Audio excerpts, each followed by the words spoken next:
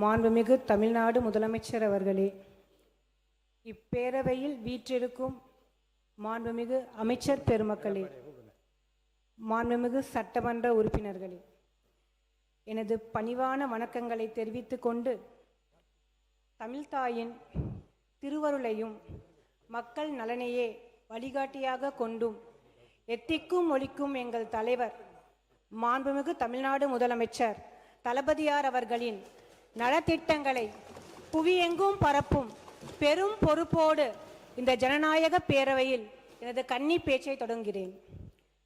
மாண்புமிகு பேரவைத் தலைவர் அவர்களே, எங்களுக்கு முகவரி வழங்கி மற்ற கட்சிகளுக்கு முடிவுரை எழுதி வரலாற்று சிறப்புமிக்க வெற்றினை பெற்ற எங்கள் தளபதியார் அவர்களை வணங்குகின்றேன். தெய்வப்புலவர் திருவள்ளுவர் செங்கோன்மை பற்றி பாடும் பொழுது கூறுவார், முறை செய்து காப்பாற்றும் மன்னவன் மக்கட்கு இறையென்று வைக்கப்படும். அரசியல் என்பது வெறும் அதிகாரம் அல்ல, அது மக்களின் குறைகளை கேட்டு நீதியை வழங்கி அவர்களின் வாழ்வை அரணாக நின்று காப்பாற்றக்கூடிய ஒரு புனிதமான பொறுப்பு. அந்த பொறுப்பை நிறைவேற்றவே உங்கள் வீட்டு பிள்ளையாக மாண்புமிகு எங்கள் முதலமைச்சர் தளபதியார் இருக்கின்றார். மாண்புமிகு பேரவைத் தலைவர் அவர்களே, தாய்மாமன் தங்க மோதிர திட்டம் மூலமாக அரசு மருத்துவமனையில் பிறக்கும் ஒவ்வொரு பிஞ்சு குழந்தைக்கும் 1 கிராம் தங்க மோதிரம் வழங்கி அக்குழந்தையை சீராட்டி தாங்கி பிடிக்கும் பொறுப்பை இந்த அரசாங்கமே ஏற்றுக்கொண்டுள்ளது. தமிழ் பண்பாட்டில் தாய்மாமன் என்பவன் வெறும் உறவுமுறை அல்ல, ஒரு குழந்தையின் பிறப்பில் இருந்து வாழ்வின் ஒவ்வொரு முக்கிய தருணத்திலும் அரணாக நின்று சீர் செய்து மகிழும் பாசத்தின் அடையாளம். இது வெறும் நிதி ஒதுக்கீடோ அல்லது நலத்திட்டமோ அல்ல, தமிழக குடும்பங்களின் சுமைகளை குறைத்து மகிழ்ச்சியினை இரட்டிப்பாக்கி தாய்மையை கொண்டாடும் ஒரு புனிதமான பண்பாட்டு புரட்சி. ஒவ்வொரு குடும்பத்தின் பிஞ்சு குழந்தையின் கையில் மிளிரும் அந்த தங்க மோதிரம் தமிழக தாய்மார்களின் உடன்பிறவா சகோதரனாக, குழந்தைகளின் தாய்மாமனாக எங்கள் தளபதியார் உடன் நிற்கின்றார் என்பதற்கான அசைக்க முடியாத சான்று. மாண்புமிகு பேரவைத் தலைவர் அவர்களே, அடுத்ததாக உலகம் போற்றும் சிங்கப்பெண் திட்டம்.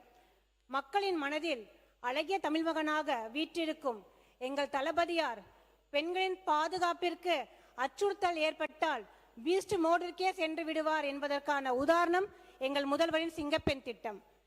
பெண்களை சீண்டுபவர்களுக்கு ஒரு வேட்டைக்காரனாகவும் பெண்களை காவலனாகவும் இருக்கும் எங்கள் மாண்புமிகு தமிழக முதல்வர் எண்ணி ஒரு பெண்ணாக பெருமை கொள்கிறேன்.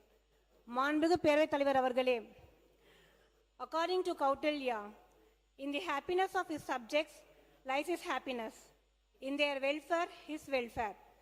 Whatever pleases himself he shall not consider as good, but whatever pleases his subjects he shall consider as good. அதாவது, மக்களின் மகிழ்ச்சியில்தான் அரசனின் மகிழ்ச்சி உள்ளது, அவர்களின் நலனில்தான் அரசனது நலன் உள்ளது. தனக்கு பிடித்ததை நல்லதென கருதாமல் மக்களுக்கு பிடித்ததையே நல்லதென கருதுபவரே மாட்சிமை பொருந்திய ஆட்சியாளர். இக்கூற்றின்படி தமிழகத்தில் நல்லாட்சி வழங்கி கொண்டிருப்பவரே எங்க மாண்புமிகு தளபதியார். மாண்புமிகு பேரவைத் தலைவர் அவர்களே, அடுத்ததாக என் தொகுதியான கவுண்டம்பாளையம் சார்ந்த சில கோரிக்கைகளை முன்வைக்கின்றேன். என்னுடைய தொகுதியான கவுண்டம்பாளையத்திற்கு உட்பட்ட சில பகுதிகளில் அரசு புறம்போக்கு நிலங்களில் 40-50 வருடங்களாக மக்கள் வசித்து வருகிறார்கள். அவர்கள் மின்கட்டண ரசீது போன்ற முறையான ஆவணங்களை வைத்துள்ளார்கள். இருப்பினும் இதுவரை இவர்களுக்கு பட்டா வழங்கப்படாததால் பொருளாதார உரிமைகள் மற்றும் வாய்ப்புகள் மறுக்கப்படுகிறது. உதாரணமாக, அவர்கள் முன்னேற்றத்திற்கு வங்கியில் கடன் வாங்க இயலாத சூழல், வாழும் இடத்தில் இருந்து வெளியேற்றப்படுவோமோ என்றும் அச்சம் போன்ற இன்னல்களுக்கு ஆளாகிறார்கள். முந்தைய ஆட்சியில் புறக்கணிக்கப்பட்ட இப்பகுதி மக்களின் நீண்டகால கோரிக்கைகளை ஏற்று மாண்புமிகு வருவாய் மற்றும் பேரிடர் மேலாண்மை துறை அமைச்சர் அவர்கள் உடனடியாக தலையிட்டு அம்மக்களுக்கு வீட்டுமனை பட்டா வழங்கி அவர்களின் வாழ்க்கை தரத்தை மேம்படுத்தி தருமாறு தாழ்மையுடன் கேட்டுக்கொள்கின்றேன். மாண்புமிகு பேரவைத் தலைவர் அவர்களே, எனது தொகுதிக்கு உட்பட்ட பெரியநாயக்கன்பாளையம் பகுதியில் அரசு மருத்துவமனையில் செயல்பட்டு வருகிறது. இதில் நாள்தோறும் நூற்றுக்கணக்கான நோயாளிகள் வருகை தருகிறார்கள். மேலும் சுற்றியுள்ள பகுதிகளில் இருக்கும் மலைவாழ் மக்களும் இந்த மருத்துவமனையை நம்பி உள்ளனர்.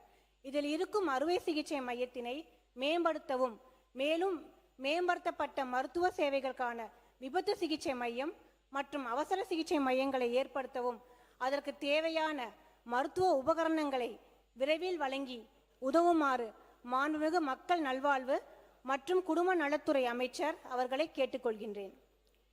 என் அன்பிற்கினிய கவுண்டம்பாளையம் தொகுதி மக்களே, உங்கள் ஒவ்வொரு நம்பிக்கைக்கும் நான் பொறுப்பாக இருப்பேன். உங்கள் ஒவ்வொரு கோரிக்கைக்கும் நான் குரலாக இருப்பேன்.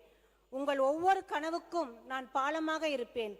என் உயிர் உள்ளவரை, என் மூச்சுள்ளவரை, என் கடைசி துளி வியர்வை உள்ளவரை கவுண்டம்பாளையத்திற்காகவே உழைப்பேன். இது என் வாக்குறுதி அல்ல, என் வாழ்நாள் சத்தியம். இறுதியாக